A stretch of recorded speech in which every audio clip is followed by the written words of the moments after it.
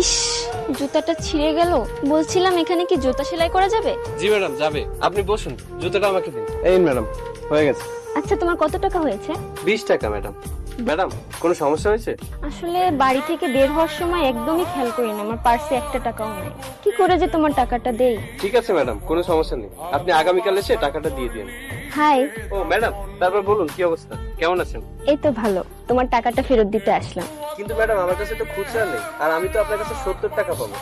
আমায় খুচরা দিতে হবে না, তুমি পুরোটাই রাখো। আমার বিপদের সময় তুমি যে উপকারটা করেছো, আজকালকার যুগে এমন কেউ করে না। ম্যাডাম আমি মেহনত করে টাকা উপার্জন করি, আপনার কাছ থেকে এক্সট্রা টাকা নিতে পারবো না, আমি তার বিনিময়ে কিছু কাজ করে দিতে পারবো। সত্যিই তুমি খুব ভালো, তোমাকে আমি যতই দেখছি ততই বেশি অবাক হয়ে যাচ্ছি। আচ্ছা, তাহলে একটা কাজ করো, আমার জুতোটা পালিশ করে দাও, তাহলে তো তোমার আর টাকা ফেরত দিতে হচ্ছে না। আচ্ছা, তোমার নাম কি? আমার নাম দীপ্ত। ও, তুমি কি শুধু এই কাজই করো? পড়াশোনা করেছো কি? হ্যাঁ ম্যাডাম, করেছি, আমি এমএ পাস করেছি। কি, তুমি এমএ পাস? তাহলে তো তোমার ভালো জব করা উচিত, কিন্তু তুমি এসব। ম্যাডাম বর্তমানে চাকরি পেতে গেলে শুধু যোগ্যতা নয়, টাকারও প্রয়োজন, আর যেটা আমার নেই। আমার কথা ছাড়ুন, আপনার কথা বলুন। আমার কথাটাই বলবো, কিন্তু তার আগে আমার একটা অনুরোধ আছে। অনুরোধ? আচ্ছা বলুন তো। আমার অনুরোধটা হচ্ছে, এই যে তুমি আমাকে প্রথম থেকে ম্যাডাম ম্যাডাম বলছো, আমাকে আর ম্যাডাম বলবে না। আমার নাম সঞ্জনা, তুমি আমাকে সঞ্জনা বলেই ডেকো। আর তুমি আমাকে তুমি করে বললে আমি বেশি খুশি হব। আচ্ছা ঠিক আছে ম্যাডাম, আমি আপনার নাম ধরে ডাকবো। আবার ম্যাডাম? ও সরি ম্যাডাম, ও সরি, সঞ্জনা।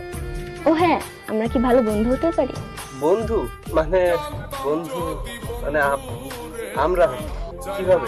আচ্ছা বুঝছি, আমার সঙ্গে বন্ধুত্ব করা যাবে না। না না, আমি কি তাই বলেছি নাকি? আচ্ছা ঠিক আছে, আমরা ভালো বন্ধু হতে পারি। ওকে, তাহলে এখন থেকে আমরা গুড ফ্রেন্ডস।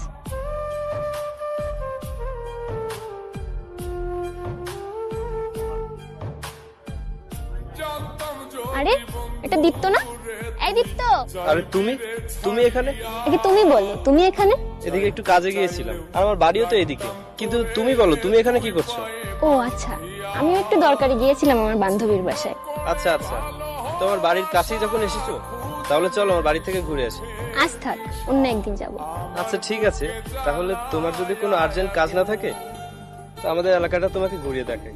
হ্যাঁ আম্মু, এই তো আমি এক্ষুনি আসতেছি। আম্মু ফোন করেছিল, আমার এক্ষুনি বাসায় যাওয়া লাগবে। ও আচ্ছা। সত্যিই তুমি খুব ভালো মানুষ, আজ এতটা সময় তোমার সঙ্গে কাটিয়ে আমার খুব ভালো লাগলো। আমারও খুব ভালো লাগলো তোমার সাথে সময় কাটাতে পেরে।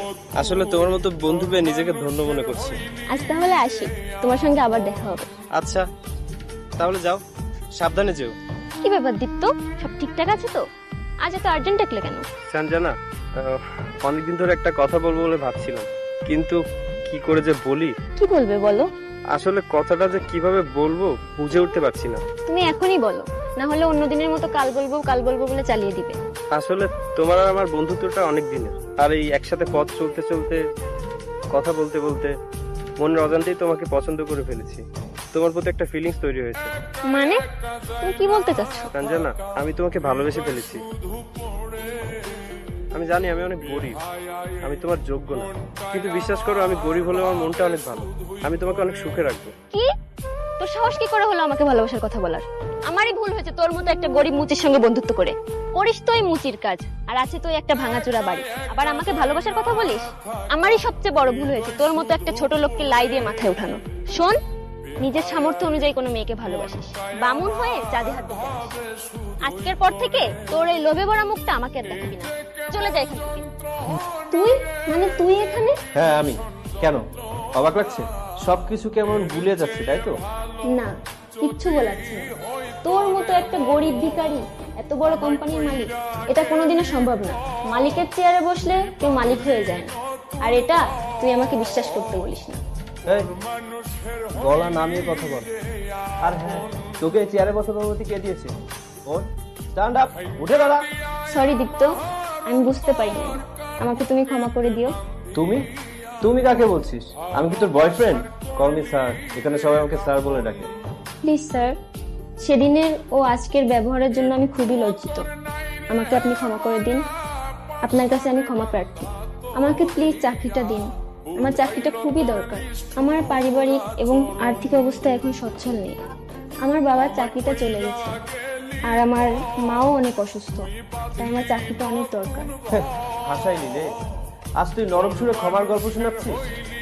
কোথায় ছিল সেদিন তোর এই দয়া মায়া ভালোবাসা ক্ষমা? হ্যাঁ, সেদিন তুই আমার ভালোবাসা এভাবে শেষ করে দিয়েছিলি। সেদিন আমি তোর কাছে ভিক্ষা চেয়েছিলাম ভালোবাসার জন্য, কিন্তু তোর মন গলেনি, কোনো ক্ষমাও আসেনি।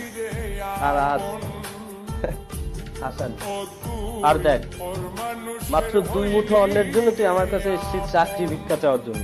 তিল তিল করে গড়ে তোলা ভালোবাসার বিশ্বাস তুই শেষ করে দিয়েছিলি। আর হ্যাঁ, দামি বন্ধুত্বটাও। সেদিন আমার সাথে তোর স্ট্যাটাস মেলেনি, কারণ একটা মুচির সাথে সম্পর্ক করা যায় না। তোর আত্মসম্মানে বেঁধেছিল আমাকে ভালোবাসতে। আসলে স্ট্যাটাস কিছু না, আমার দামি বাড়ি গাড়ি কোনোটাই ছিল না, আর অহংকারে তোর মাটিতে পাও পড়ছে না। আজ দেখ, সেই মুচি ছেলেটা কত বড় কোম্পানির মালিক। সবকিছু উপরওয়ালার রহমত আর আমার কষ্টের ফল। সরি স্যার, দয়া করে আপনি আমাকে ক্ষমা করে দিন। আমাকে আপনি ফেরাবেন না, এই চাকরিটা আমার খুবই দরকার।